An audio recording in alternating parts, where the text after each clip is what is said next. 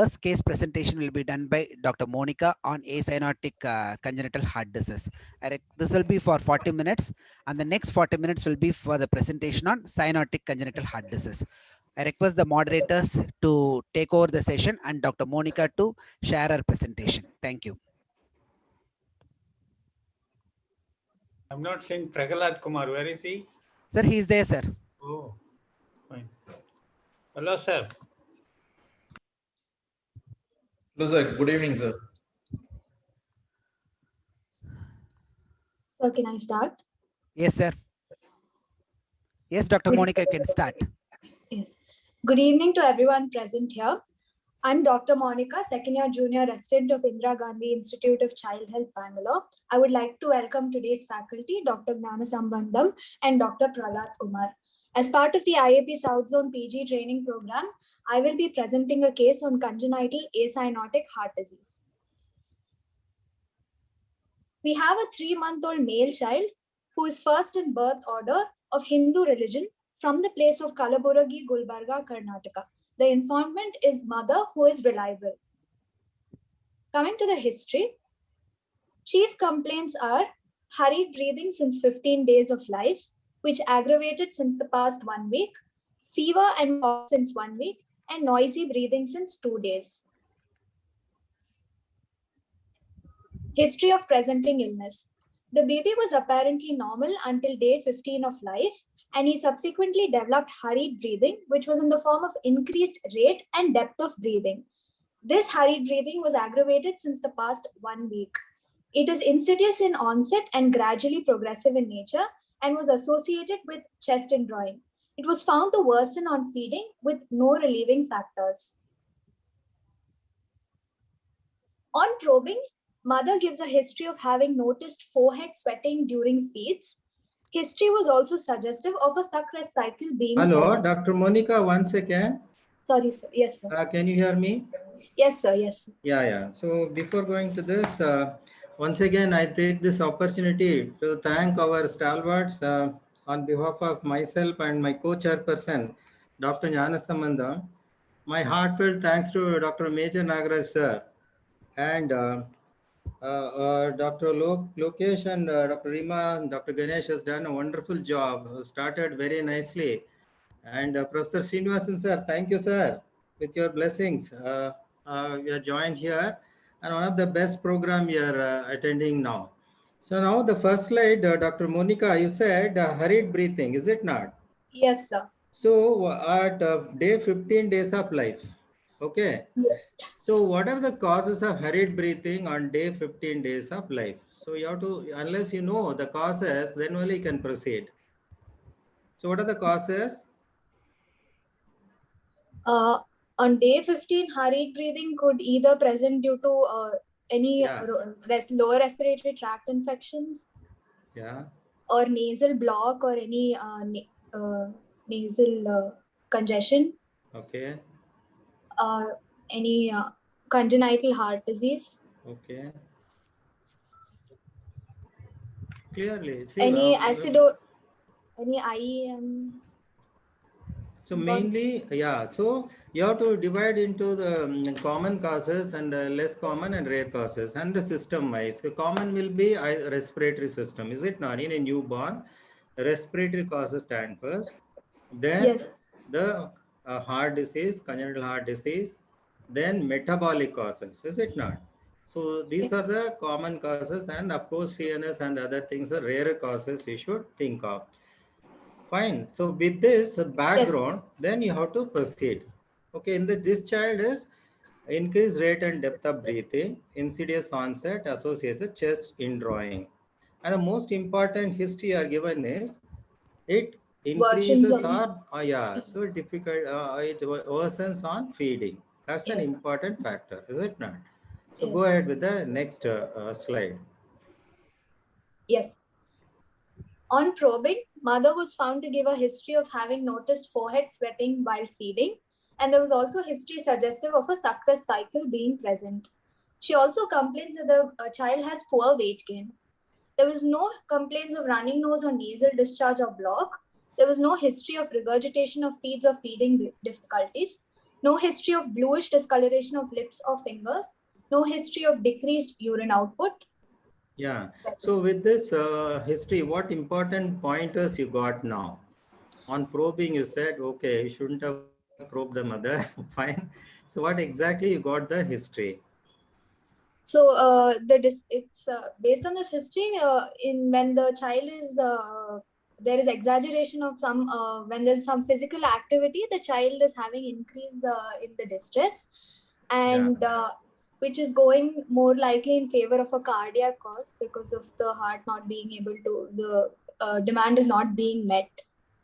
And Yeah, so most important is the forehead sweating, which is noticed by the mother, especially during feeds. Why this happens? Why this forehead sweating happens? normally feeding shouldn't be Correct. Good. strenuous Then, exercise, but for the child, yeah. this is becoming a strenuous exercise, which is manifesting as a forehead sweating because Why it is a strenuous exercise for this baby? And what is the because mechanism? Yeah. Because you should understand why there is excessive diaphoresis or forehead sweating. Generally, as you rightly said, it doesn't happen for a normal baby who do not have any other problem while feeding. Yeah. uh, mm, Go ahead. You are out, right. like Partly right. You have probably to. there is a heart disease which is causing cardiac failure, so the blood supply, the heart is not able to pump enough blood to meet this Yeah. physical. Okay. So when there is a decrease in the stroke volume, is it not? So the systemic circulation, there is a reduce in the stroke volume or cardiac output. Yes. So that stimulates the sympathetic nervous system to increase the heart rate and generally increases the sweating also exercise, as you said rightly. Is it not? The heart rate has to increase and there is a overactivity of the child. Fine. Yes. And there is a diaphoresis, increased sweating. Okay, Yes. Next is you are suggesting of suck rest suck cycle. What do you mean by this? What do you understand the term suck rest suck cycle? Is it Uh, normal or no, abnormal? And which are the condition you will get suck rest suck cycle? it's not normal, sir. Yeah, Suck cycle. Mm, yeah. Explain that. What exactly you mean by that? And as in, again, it's because sucking is another strenuous activity, and uh, probably there is. yeah, Because of the tachypnea, the child is having to pause between the sucking to take a breath. yeah. See, it is like in older children, it's equivalent to, if I am right, a dyspnea and exertion, is it not? So almost similar to that, the child exerts for feeding, the child becomes tired because of the decreased cardiac output. Same thing, there is a less what you call increased demand and less input. So oxygen requirement is more for the baby and there is a decreased supply for the baby. So the baby takes about 2 minutes for suck and take rest for about 2 to 5 minutes. Again, child takes a feed. So this cycle continues. So it indicates there is a impending congestive cardiac failure in a young infant. Okay, so that's an important history. You got it. Before that, to rule out the respiratory cause, you are primed with probably congenital heart disease. That's why you have taken this history. Before that, the common causes I told you, the cough should have been come and the respiratory problem should have been addressed before going to this condition. Anyway, we can Yes. continue with this. And the same thing, there is a complaints of poor weight gain, is it not? Secondary to the decreased feed.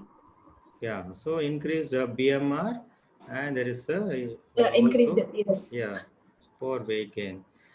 Right, fine. There is no bluish discoloration of the lips and fingers. This is an important finding. You asked to rule out whether I am dealing with an underlying two major congenital problems of the child, whether it's asynotic or a cyanotic congenital heart disease. Probably to rule out one group of disorder, you asked for any bluish discoloration of the lips or fingers. Is it not? Yes, sir. Okay. Reduced urine output. Fine. Okay.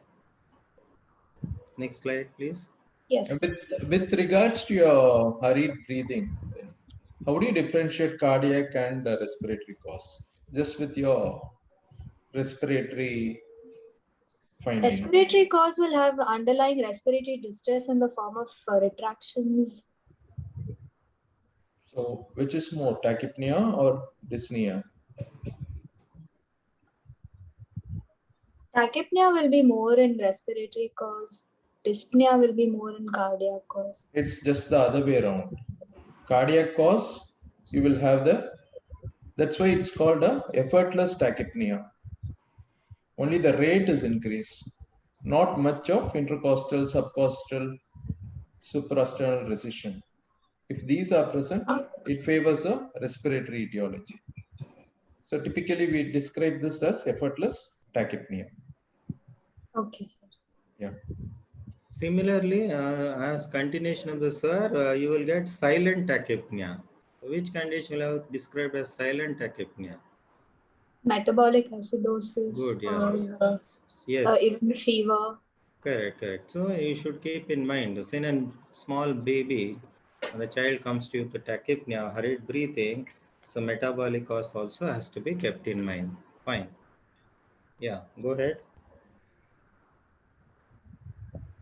The second complaint was history of fever since 1 week, which is insidious in onset and gradually progressive, which was moderate to high grade and intermittent type, not associated with any rigors, and was found to decrease on taking medications. There was no history of ear discharge, nasal block or nasal discharge, rashes, crying during micturition, vomiting, loose stools, abdominal distension, refusal of feeds or convulsions. So you should better to explain why did I ask for this. Huh? Like for example, no history of crying during micturition, vomiting, loose stools, abdominal distension, refusal of feeds or convulsions. So why did you ask for this history in this child? To find out the foci of infection for the cause of fever, sir. Crying during micturition if there is any underlying urinary tract infection. Vomiting or loose stools. But you have already one more symptom. In the next slide, you are telling the child has got cough also, is it not? Yes. So when there is already the focus, you need not hunt for other focus, is it not? Yes. On the other hand, if you go to the next slide, I'll tell you. See? Yes. Next slide. See? In this child, fever with cough, is it not? Yes. And noisy breathing. That means the respiratory system is involved. Is it not? Mainly. And you need not ask about crying while micturition. Then you have to ask 101 question for the focus of infection. You have the focus here, probably respiratory origin. And what is that respiratory problem? Whether the child has got a upper airway problem, lower airway problem. If it is a lower airway, is it a airway problem? Is it a parenchymal problem? So like that, you have to find out and how severe is the problem is. Like for example, how severe is if you think of pneumonia, whether it's a severe pneumonia or very severe disease. So for that, you are going to ask the red flag symptoms. Okay. Yes. Fine. In this slide, you have put it as non-productive. What do you mean by non-productive? There is no sputum production while coughing. Does a 3-month-old will not have? No, sir, it would not. So this term need not be used for a 3-month infant. Young infant. Yeah. This age group. Yes, sir. Yeah. Maybe in an older child, you have a cough with expectoration. So that can be used in an older child. Okay. Yes.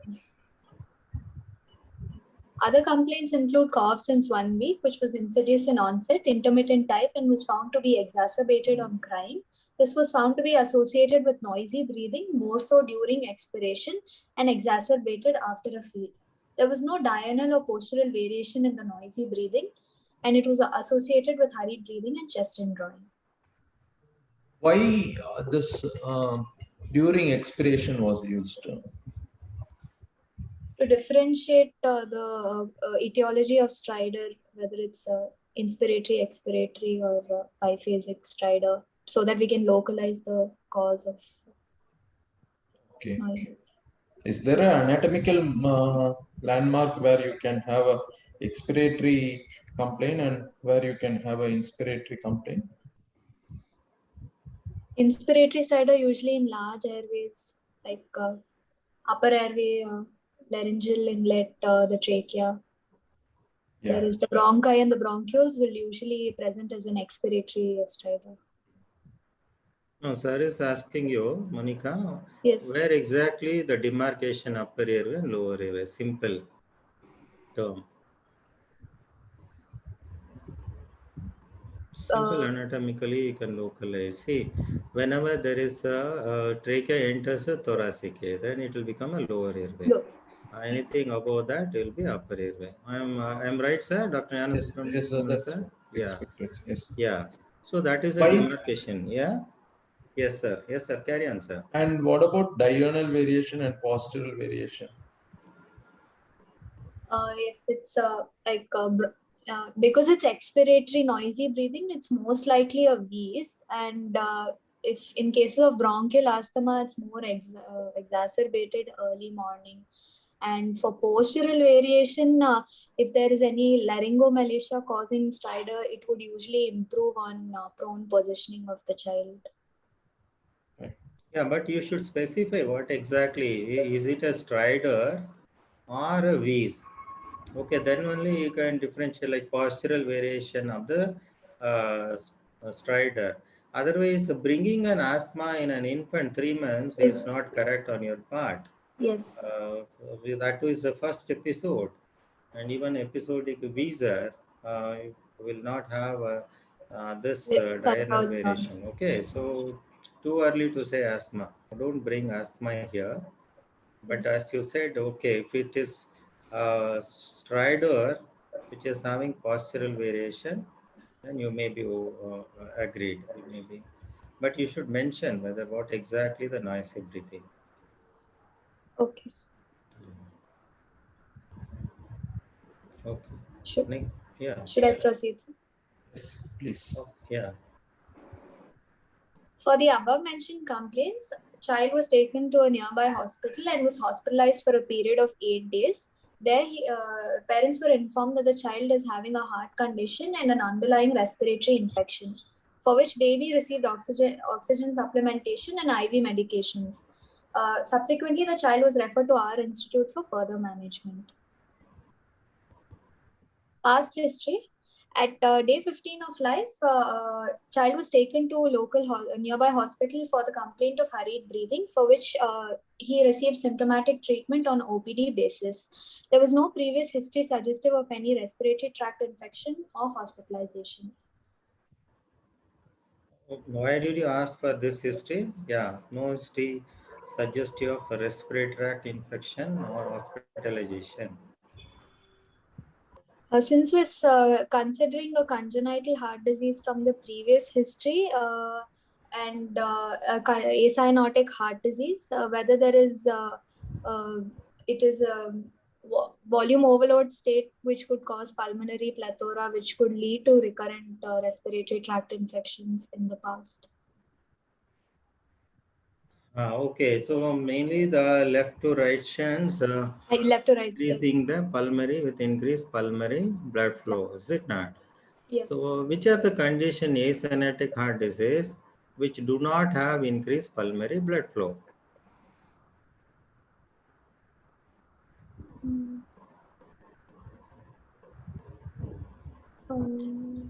Yeah, when you discuss about acyanotic heart disease, you should remember other three things also, is it not? Yes. Where there will not be any shunt. There is no shunt, but they are acyanotic congenital heart disease. Which are those? Come on, yeah, you should remember, is it not? Something related to the aorta. Yeah.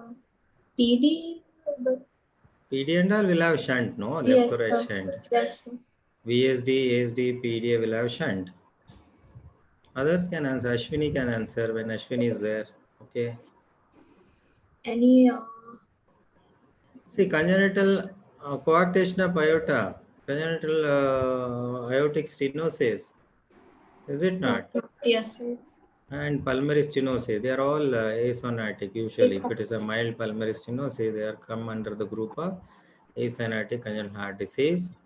Okay. So you should Yes. keep those also in mind in a younger infant. We are talking about stenotic lesion. What are the other non-stenotic lesion which can present with cardiac failure? Non-shunt, non-stenotic lesion.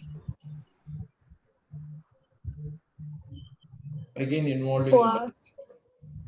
coag is a stenotic lesion. Something within the heart, sir is asking. There is no shunt. Something happened to the heart. So there, Dilated. yeah, right? Dilated cardiomyopathy. Okay. Okay. Cardiomyopathies, yes. Myocarditis. So it comes under same group wherein your myocardium is. So anything which is going to involve the valve, congenital, something. Mitral Mitral stenosis. valve. Either regurgitation or stenosis. Both can occur, is it not? Yes. So acyanotic etiology will be left to right shunt, a stenotic lesion or a regurgitation lesion. So the three major pathophysiologies. Yes.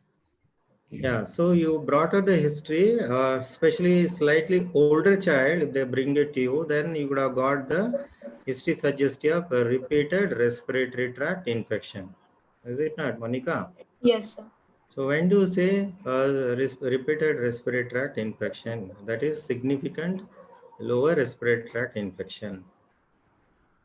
Recurrent respiratory tract infections, either 2 episodes in 1 year or 3 episodes or more during any time period with complete resolution of symptoms in between the episodes.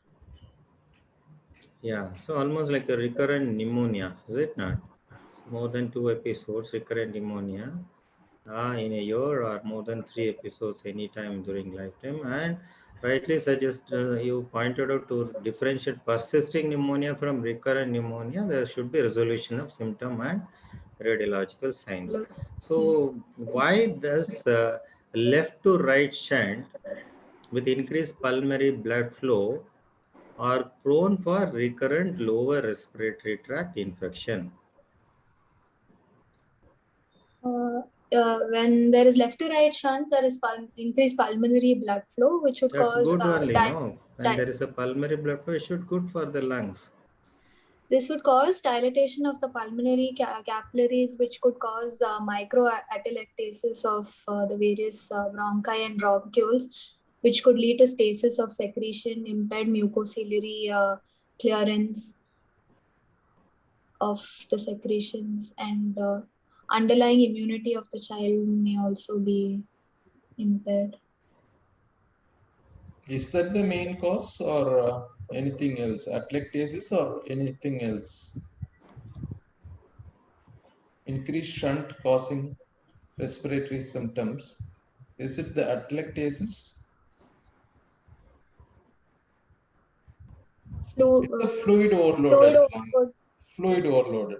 Something like a pulmonary edema. Edema. There is a leakage of the fluid, interstitial leakage, and of course, over a period of time, there will be the artery pressure will be compressing on the lower, smaller bronchioles and causing microatelectasis. There could be because of fluid overload also. This causes stasis. When there is a stasis, they are prone for infection. Is it not? Yes. Yeah. Yes, sir. The first word is 15-day-old. How common or what do you think when it's going to be 15 days, when the onset of symptoms is at 15 days of life? I didn't understand the question, sir. So Yeah, your onset of complaints is at 15 days. Yes, sir. So what is the implication? We just put the grossly we put 3 pathophysiology. One is a obstructive, one is a regurgitation, third one was a left to right shunt. So each one, when does it present? you got the point, no, Monica? Yeah. Yes. Suppose the baby present at the newborn period within 72 hours. Which are the condition can present within 72 hours of life? Is it okay, sir? It would Just be give up to. like hypoplastic left heart syndrome, PDA. Yeah, when does a left to right shunt present? Present. Yeah. Left to Typically, right shunt would usually present at 6 to 8 weeks. why the delayed presentation? Because that is the point when the pulmonary vascular resistance falls, so there is enough pressure gradient to cause the symptoms. What happens when your pulmonary vascular resistance falls? The shunt functions, the flow across the shunt will be Increase, and so there is overloading of the lung. So Yes. when does a pulmonary vascular resistance fall? In a normal child without shunt, does it fall by 15 days? No, so at birth only 50% reduction in the pulmonary vascular So how resistance. much is the fall during birth? 50%. It's basically falls in 3 phases: hyperacute, acute, and a chronic phase. Hyperacute will be immediately when you cut the cord. Acute will be few days. Then there is a slow fall, which is over a period of several weeks, 4 to 6 weeks. Okay. So when you have a slow fall, and when it reaches somewhat to the adult values, that is one where you get a shunt, good shunt, and lung flooding. So 15 days is 2 weeks. That is too early for a left to right shunt. Yes, sir. Okay, got the point. No, usually, Yes, yeah, sir. 4 to 6 It weeks has to should be have more been. than 6 to 8 weeks, Yeah. ideally. Especially when there is a simple cardiac problem. When there is associated problem, then it can present early. Okay.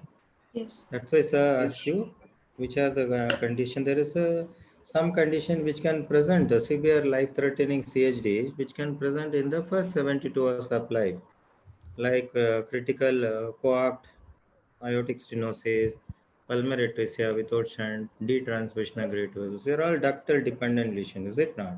Yes. So they can present early in the newborn period. Okay, yeah. Proceed.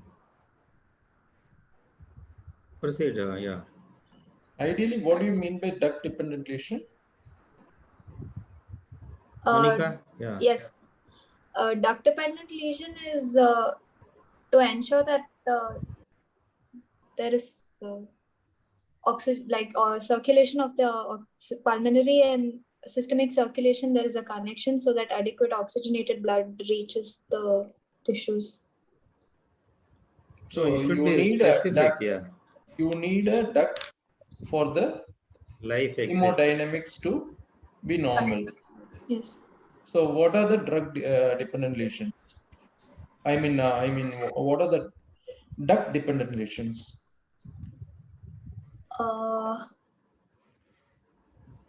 Which are going to be acyanotic.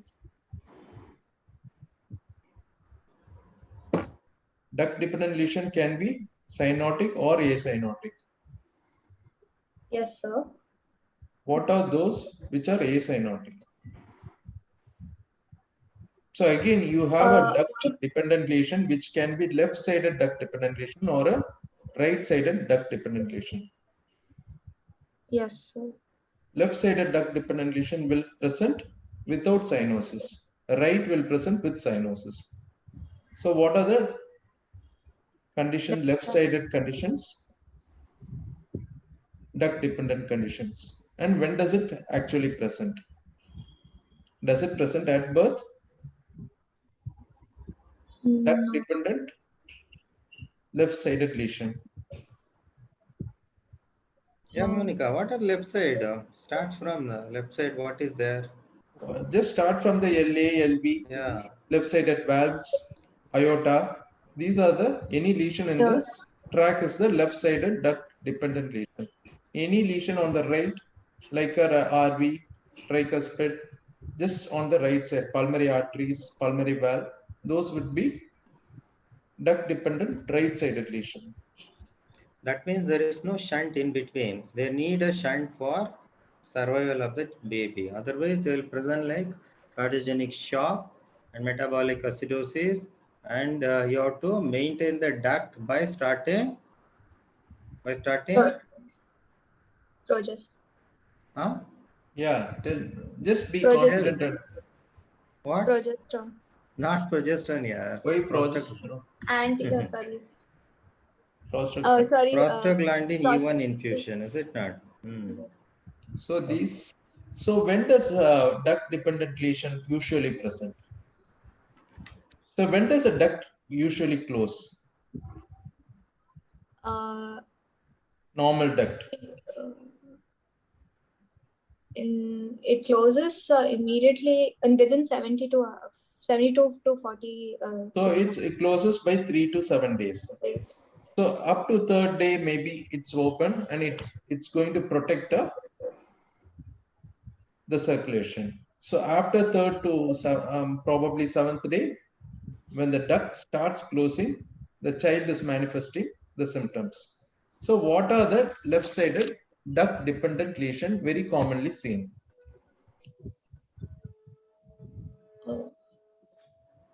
So any critical AS, any critical coarctation. So these would be duct-dependent left-sided lesion. Okay, you proceed. So day 15 doesn't fit into these conditions. Yes. So it's a little late for a duct-dependent lesion, and it's too early for a left-sided lesion, left to right lesion. Okay, proceed. We'll discuss on it. Family history. Child is first born to non-consanguineously married couple. Yeah, Birth please proceed.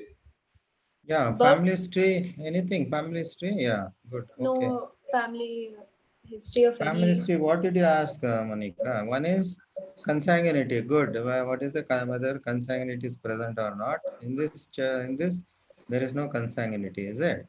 Yes, sir. There's no Okay. consanguinity between. So, what is the importance of consanguinity in case of congenital heart disease? It can be to present as various autosomal recessive disorders, which have underlying. Yeah, so Congenital. very important, is it not? So, autosomal recessive disorder, consanguinity will have a major role. Okay, right? And any family history of congenital heart disease in the mother or father, we should ask, because it's important for predicting the next sibling. So, what could be the outcome in the next sibling? The mother will ask you, father will ask you whether the next sibling is the first sibling. No, because the Yes. baby, you say the baby has got some cardiac problem and it can occur in the second sibling. So that's an importance of asking in the family history of consanguinity as well as any history of congenital heart disease. Okay, Yes. fine. Next. So in your family history,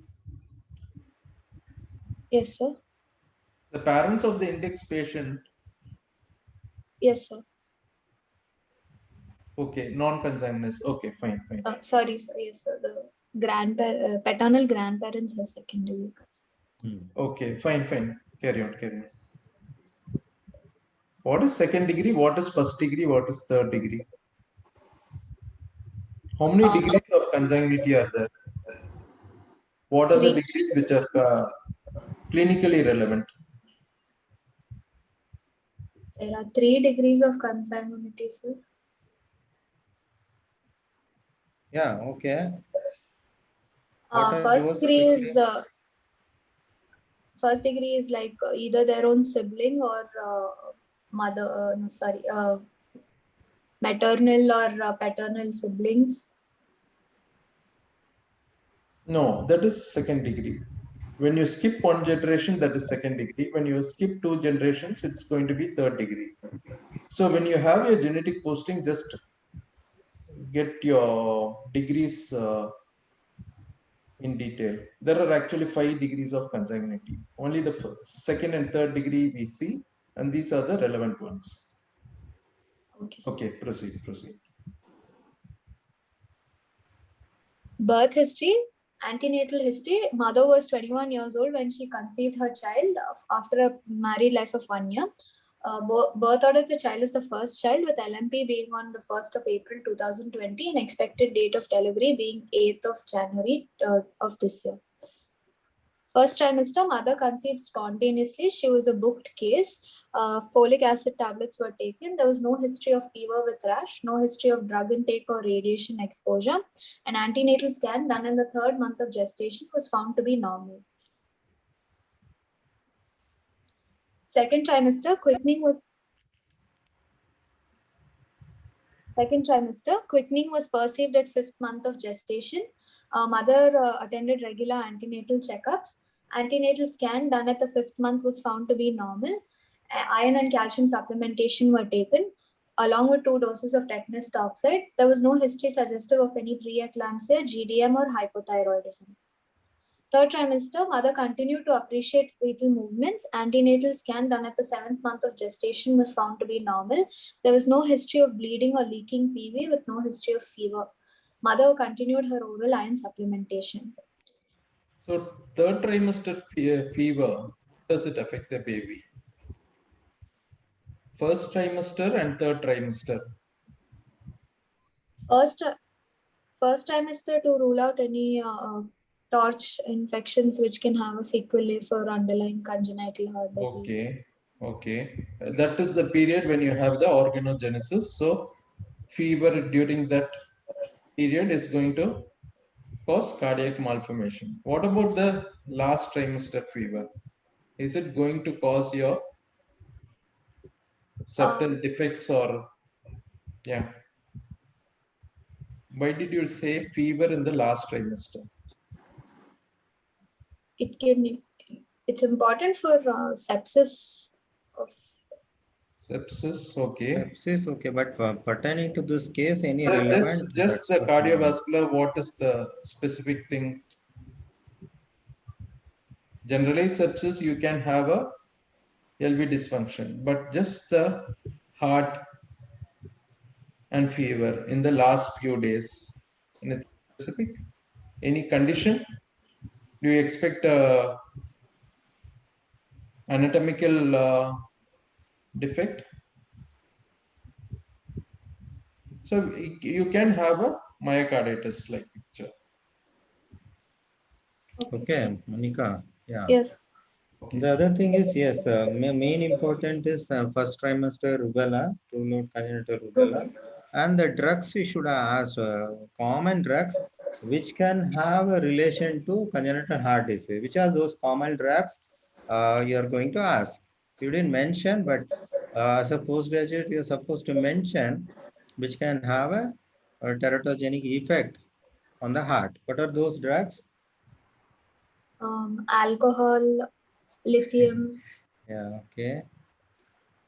valproate or phenytoin. Good. Phenytoin should come first. Yeah, fetal hydantoin syndrome, Hydantoin. fetal alcohol syndrome, valproate good, lithium, is it not? So those are the drugs. And another important thing, so maternal diabetes. So maternal SLE, what it can cause? Maternal diabetes, maternal SLE, in relation to, yeah. Maternal diabetes common conditions are like TGA, VSD. Yeah. Which is Okay. common, TGA or VST? TGA is more common than VSD. In a maternal diabetic, VST is the commonest. but TGA can occur when compared to other maternal conditions. Another thing is another important history since they are done antenatal scan. Ideally, when do you recommend to pick up the cardiac anomaly scan? Cardiac anomaly scan. Ideally, yeah. 6 weeks. 6 Three weeks to is yeah 8 weeks. That's too early. Okay, so anomaly cardiac anomaly scan recommended is within 18 to 20 weeks of gestation.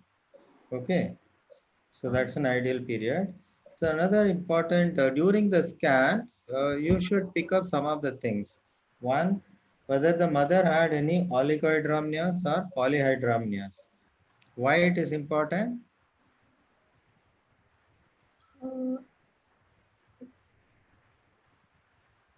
Come on, Underlying. yeah. Good, yeah, you are come out. Why they you should ask for oligo or polyhydramnios? Usually, any their like Have you syndromic heard? occurs. Yeah, Vactral. You heard of what are Vactral anomalies? Yes. What is that? Vertebral, Hmm. anorectal, cardiac, and Yeah. tracheoesophageal and Yes, when they pulmonologies have a and tracheostomy fistula, yeah, they have polyhydramnios, yes. oligohydramnios. Yes. R for radial or renal Either, anomaly, is it not? When yes. they have associated renal, then they can have oligohydramnios. So these are the things has to be asked. Okay. So there was a call from Dr. Ganesh organizing. Yes, sir. Looks like we are running short of time, and they have a second case to be presented. We ours only, sir. Second case. That is, we can finish up Yeah, that quickly. maybe probably that That can will be made not as a be. small, Yes, sir. Because short case. once we discuss in this case, Fine. and the second case also cardiac case, CHD, then we can skip all what you are going to ask. Okay, sir. Okay, what is nuchal fold thickness, Monica? Nuchal fold thickness is and the thickness that is found on the nape of the neck in a fetal. No, what is the importance? What is its significance? What is the underlying cardiac problem they can have? Is it not? When you do a scan, you're supposed to look for this also.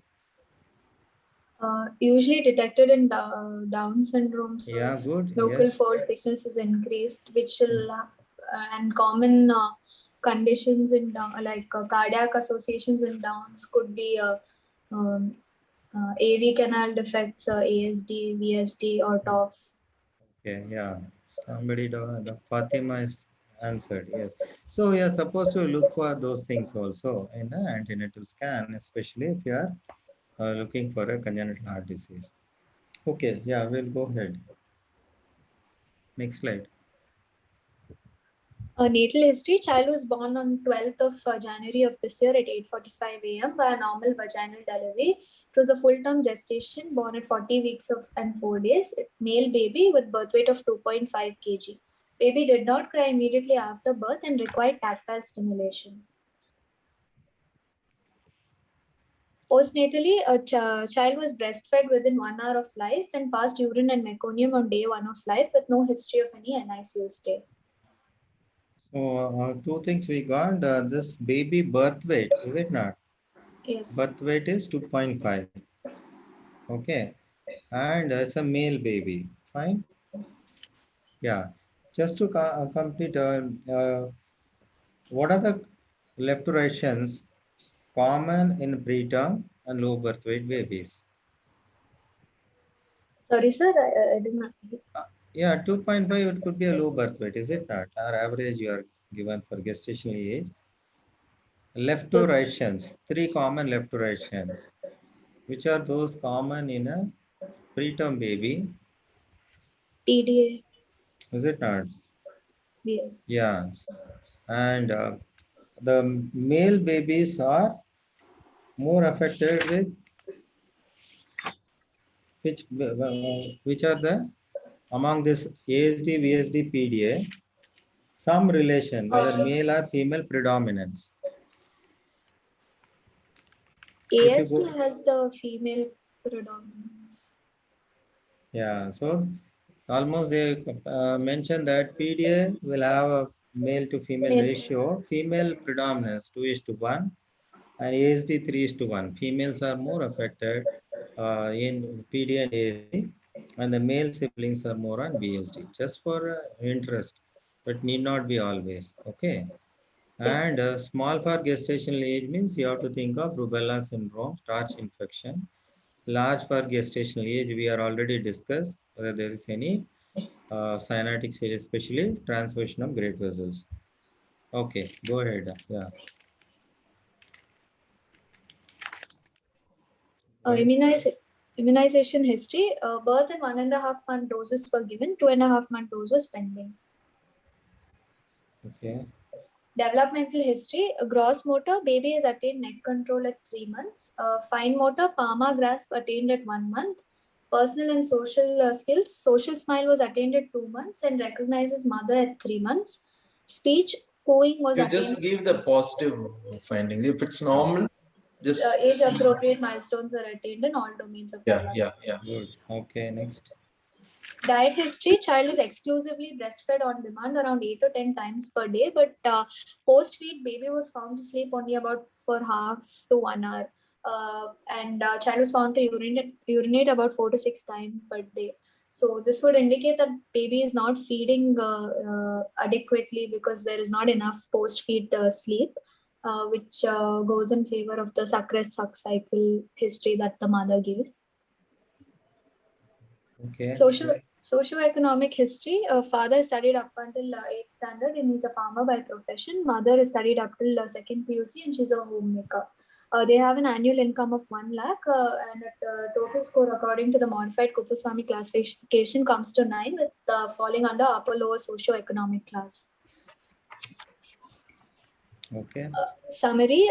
We have a 3-month-old male child who was first born to non-consanguineously married couple via spontaneous conception. History-wise, baby presented with complaints of hurried breathing, forehead sweating during feeds and suck-rest cycle being present, all of which goes in favor of a congenital heart disease. And since there was no history of any bluish discoloration, most likely it's an acyanotic heart disease. Most common acyanotic heart disease is a VSD. Noisy breathing, which was on expiration, most likely a wheeze, and that would suggest probably the child is in cardiac failure. Lower in history of fever and cough shows that the child is suffering from a lower respiratory tract infection, which is most likely a community acquired pneumonia, and also gives probably it's a high flow lesion with like a left to right shunt, and it's acyanotic. And it's a first episode with no previous history of hospitalization. Sorry for the interruption. I think we have another case also there for presentation today. Yes, sir. Yes, sir. Yeah, we will be finishing, sir. Yes, sir. Yes, sir. Thank you. Yes, sir. Yes. Yeah. Okay.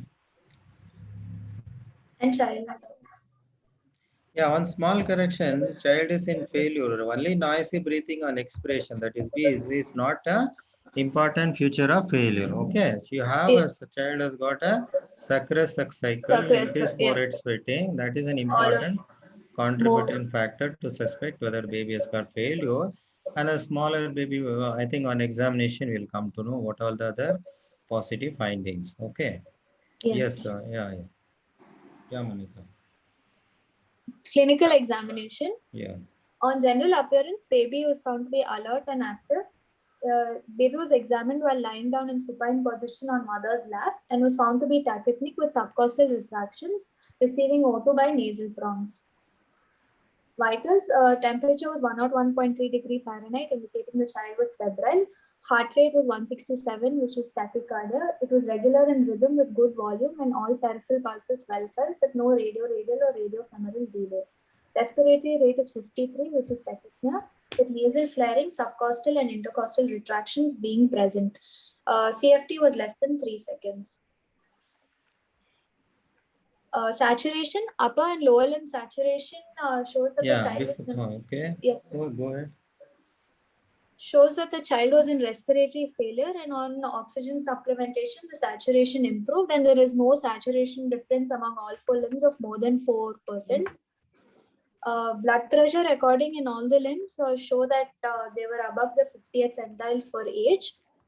And there was no significant difference between the upper and lower blood pressure. Again, on the saturation, what does it indicate? With oxygen, it improves. What does it indicate? This shows that it's an acyanotic heart disease. Acyanotic, does it improve with acyanotic? Your saturation should be near normal. So when there is an improvement with underlying lung pathology, correct? Yes. Any rate of improvement and your underlying lung pathology? If it's going to be immediate, it's going to be parenchymal lesion. If it's going to be a slow improvement, it's going to be vascular etiology, like associated pulmonary hypertension. Okay, so we are running short of time. We need not be very. Yeah. And lower limb diastole should always be equal. Diastole of right upper limb and left, right lower limb should be equal. There should be a difference only in the systole. So this kind of a 15 mm difference indicates you have chosen the wrong cuff. Okay. Okay, sir. Okay, next. Yeah, that is important. Another thing is, suppose the pulses you said, very good bounding pulse. Which are the condition acyanotic heart disease will have a bounding pulse. As soon as you touch the foot of the baby, the pulse will be bounding. PDA, Yeah, aortic good. regurgitation. Yeah, PDA and those conditions which mimics like PDA, good. And blood pressure as suggested, if you have a wide pulse pressure, again, it will tell you I am dealing with probably a case of PDA and PDA-like disorders. Good. Go ahead. Go ahead. Anthropometry, weight of the child is 4 kg, which falls under the less than -3 standard deviation, indicating that the child is severely underweight. Yeah, okay. Length is 52 centimeter, which is less than -3 standard deviation, indicating the baby is severely stunted. Okay.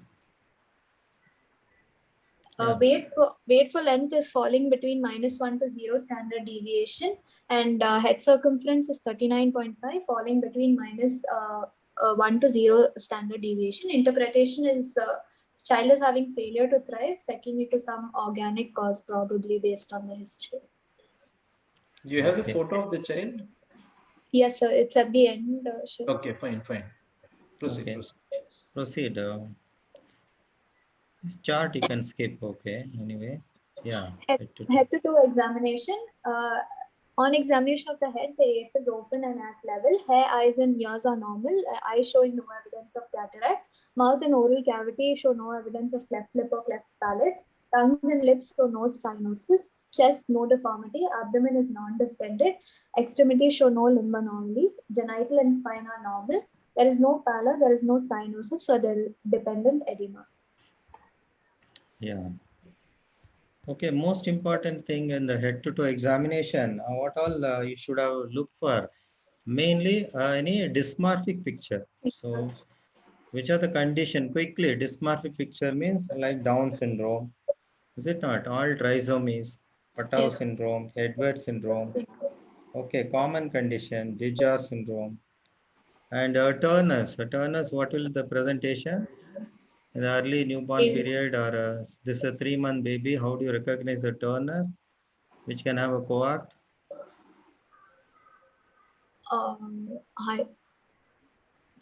Shield chest, short nape of neck. Yeah, Fatima has given the right, lymphedema or webbing of the neck, is it not? Lymphedemas, bilateral pedal lymphedema. Okay, so certain things you have to look at the dysmorphic picture and as well as external cardiac markers.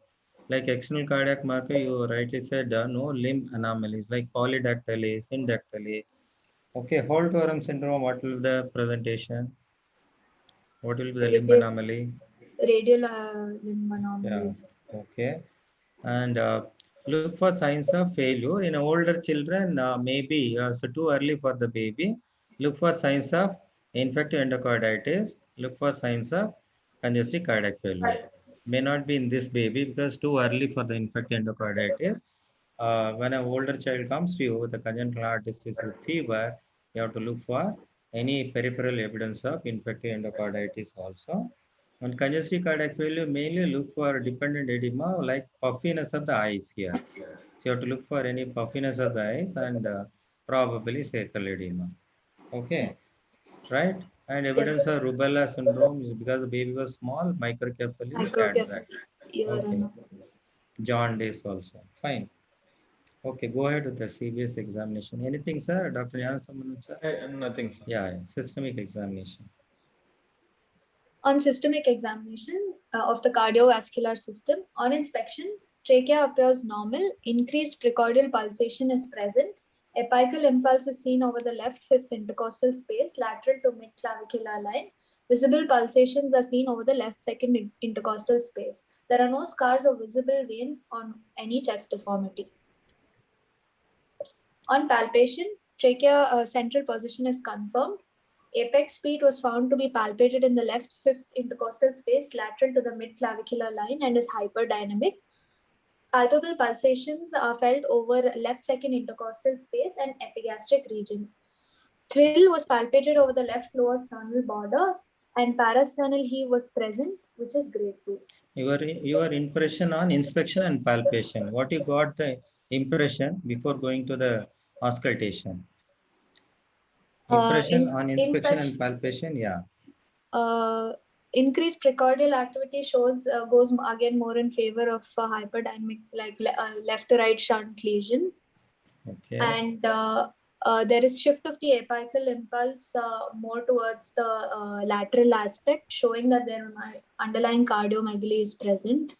Yeah. So if, whether That it is down yeah, and out. yeah, sir is rightly pointed. There is shift is down and out. Okay. Normally in this newborn, it should be in the fourth intercostal space within the mid-clavicular line, is it not? Yes. So here it is fifth intercostal space that is down and lateral to the mid-clavicular line, you have said. It is out, is it not? Yes, That's sir. why it is down and out. Fine. Next in the palpation, you found out something else. There is also epigastric pulsation and parasternal heave. Indicates what? Right ventricular hypertrophy. Very good. So these two findings give you a picture of biventricular enlargement probably, is it not? Yes, sir. So suppose if the left to right shunt, only left ventricular enlargement, which among the three, ASD, VSD, PDA, which condition will get only left ventricular enlargement? Among these three, quickly. Yeah. VSD will have no, VSD can progress to Yeah. I think Initially, yeah. initially VSD will have left ventricular hypertrophy. Now, what are the conditions with the LV enlargement of the three? Simple, no? Simple question, no? Yeah. Wherever the pathology, that ventricle will enlarge. So it can be a pre-tricuspid lesion or a post-tricuspid lesion. Pre-tricuspid will be right side involvement. Post-tricuspid will be VSD and PDA. Both can cause LV enlargement. Okay. Okay. And if it is a ASD? That is a precuspid. Yeah. Pre-tricuspid. Right ventricular. Right ventricle. Mainly right involved ventricular. than the So, left ventricle. yes. So we got it here. There is a biventricular enlargement. That's a impression we got it. So the whether it could be a VSD or said whether it's a PDA, and there is a palpable second sound. Is it not? That Yes. indicates what? Pulmonary hypertension. Could be a pulmonary hypertension. So these are the findings we got from the palpation. Then quickly go to the auscultation. Or a lesion which is going to affect the right side, like a associated AS. Sorry, Child sir? can have a or a associated lesion which can increase the right ventricle size, like a BST with a AST or a BST with a severe PAH. Okay. Got it, no? Yes. Yeah. Yeah, Okay. proceed. Auscultation, yeah. On auscultation, in the mitral area, S1 and S2 was heard. S3 gallop rhythm was also auscultated with no murmurs. Tricuspid area, S1, S2 was heard. There was a pansystolic murmur with grade 4, high pitched, heard over the tricuspid area, but more so best heard over the third and fourth intercostal space in the parasternal area. Pulmonary area, S1, S2 was present with loud P2. And in the aortic area, there was S1, S2 with no murmurs. Okay, do you expect any other murmur? You have a S3. Do you expect any other murmur? Any other diastolic murmur? Early diastolic. So Yeah. mid-diastolic murmur you expect if it's going to be a VST, the mitral area. If it's going to be AST, you're going to expect that in the tricuspid area. So you look specifically for a diastolic murmur because you said S3. So Yes. diastolic murmur should also be given importance. Yeah, fine. Yeah, go ahead. Yeah. Respiratory system. Trachea was, Anything in the respiratory system? yes, tachypnea with distress, that is intercostal and subcostal Okay. retractions were present. There were bronchial breath sounds that were heard over the right infraclavicular and mammary areas with coarse crackles. And Okay. occasional expiratory V's were present and fine crackles over the bilateral basal region. Okay. Go ahead. Go ahead. Per abdomen, it was soft, non-distended, umbilicus central in position with no visible veins or scars. Liver was palpable, 5 centimeter below right costal margin, with a span of 7 centimeters, soft with smooth surface and round border, tenderness present. Spleen was not palpable, genitals were normal, and bowel sounds were heard. So significant hepatomegaly is present.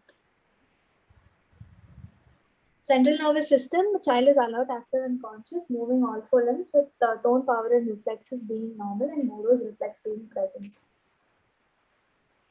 Okay.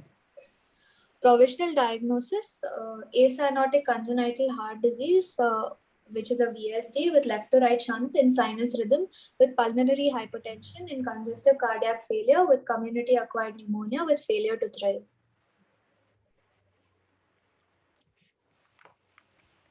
Okay, again, something you missed in auscultation was the split should be mentioned. S2 split, whether it's a variable or a fixed split or a narrow split. Yes, in VSD usually it's a narrow fixed split. Again, But a that VST couldn't- can pulmonary hypertension can be due to increased flow. That is called hyperkinetic pulmonary hypertension. The same VST can have a fixed pulmonary increase in pulmonary vascular resistance as in Eisenmenger. Yes. So how do you differentiate these two? So I'll just give the points in a hyperkinetic pH.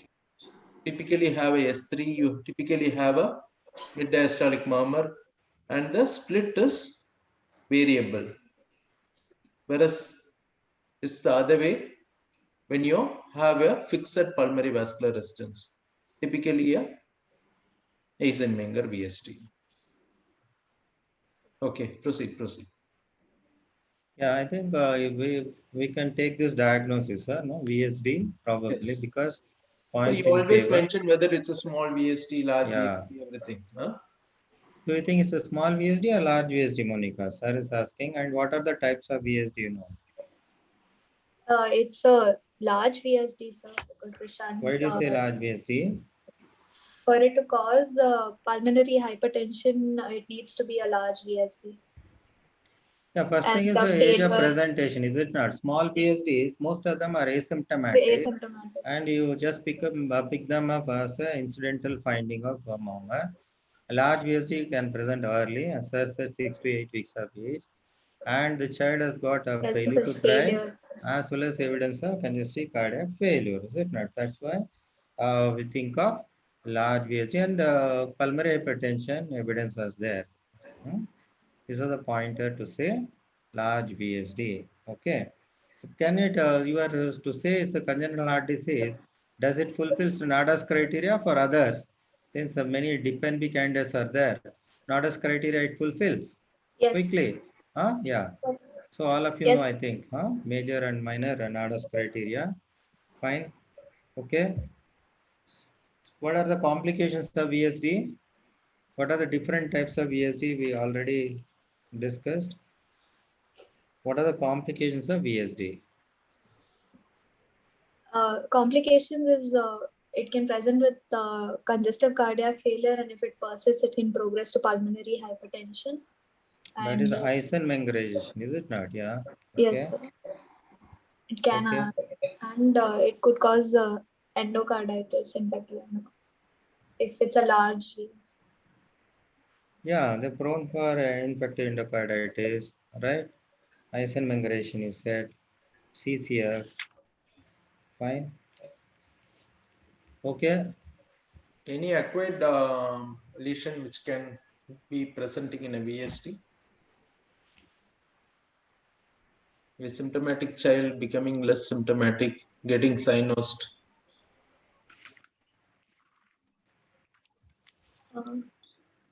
Acquired RVOT obstruction. You have a muscle hypertrophy in the right ventricular outflow tract. What is it called? Gesell's phenomena. Okay, okay. It's a nature's mechanism to reduce the left to right shunt. So apparently, when you see clinically, the child may appear to be improving. The CCF part is getting controlled, but actually the child is getting into more problem. Yeah. So, what is the natural closure of VSD? You heard about? Mother will ask whether the baby requires surgery or will wait for the intervention. Suffice to say, what is the natural course of VSD? Natural course, about 30 to 40% can undergo spontaneous closure. If mostly it should be a small VSD, and in the trabecular area, usually expected to be less than 1 year. So if it's going to be a small VSD, not in the trabeculum, more often the muscular VSD closes off. Okay. Okay. And what percentage of muscular, moderate yeah. size VSD? Sorry, sir. What percentage of moderate size VSD Close spontaneously. And what percentage of a small VSD close? What percentage of a large VSD close? And what age, how long you're going to wait for the spontaneous closure. If you know, go ahead. Otherwise, others can chat in the chat box. 30 to 40%. Okay. Okay. Yeah, we'll because of shortage of time, we are not able to discuss much. Yes, sir. Yes, sir. Yeah. Well, and what are the investigation quickly pertaining to this case? What investigation you have with you? Just show that Monica? investigation. Yeah. Investigation was a complete blood count. Yeah, in this, CR, anything abnormal, you can tell. Tell the total Positive findings only. Yeah. positive only.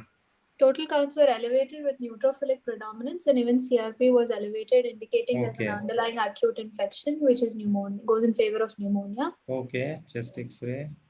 Chest X-ray done shows that the CT ratio is more than 50%, indicating cardiomegaly with pulmonary plethora, showing that there is features of CCF. And is it an AP view or a PA view? This is actually an AP view, sir. Okay. Why? The child is ventilated, so. No. Okay. Anyway, 3-month-old, it's going to be a bedside X-ray one. Yes, sir. PA view? Sorry. Scapula will be away from the lung. When you see scapula over the lung field, it's a AP view. And the clavicle is horizontal in a PA view. Okay, okay, proceed. So in this child, the rotation, inspiratory or expiratory film is important. Sometimes because of the expiratory film may mimic like cardiomegaly. So we should be careful, okay, to say it's a cardiomegaly. Look for inspiratory film. and look for pulmonary plethora, then the ventricular enlargement. Next, next And the rotation also. rotation. Yes, sir. Next, Monica. Time for next slide. ECG characteristically, there is a biventricular hypertrophy, which is characterized by large. You start with the biphasic. axis. Just start with the axis. There is a right axis deviation, sir. So what do you think when there is a left axis deviation? You think in terms of a AV canal defect, associated AV canal defect. Okay, yeah. Yeah. Especially in ostium primum defect, you may get a left axis, especially AV canal, sir said. Whereas if it is a right axis deviation, more of a ostium primum, ESD. Okay, next. You said biventricular hypertrophy with KW phenomenon. Okay. What happens if it is an ASD, primum ostium secundum ASD in ECG? There, because of right ventricular hypertrophy, there will be poor progression of the R wave, right axis deviation, RSR And, strain pattern. yeah, and so V1. RSR pattern, is it not? Yeah. So we look for RSR pattern.